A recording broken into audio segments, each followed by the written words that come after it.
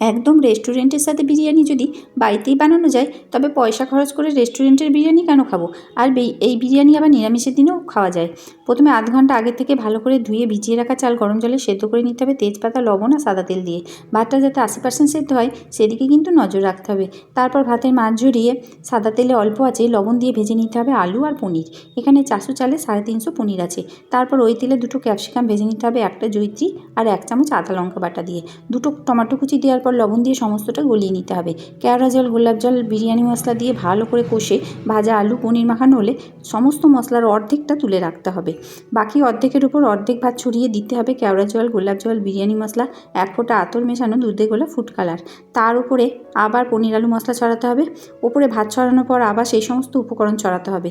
তার সঙ্গে দিতে হবে ঘি, গোলমরিচ গুঁড়ো। তারপর চাপা একটা ঢাকা দিয়ে 10 মিনিট স্টিমে বসালেই বিরিয়ানি রেডি।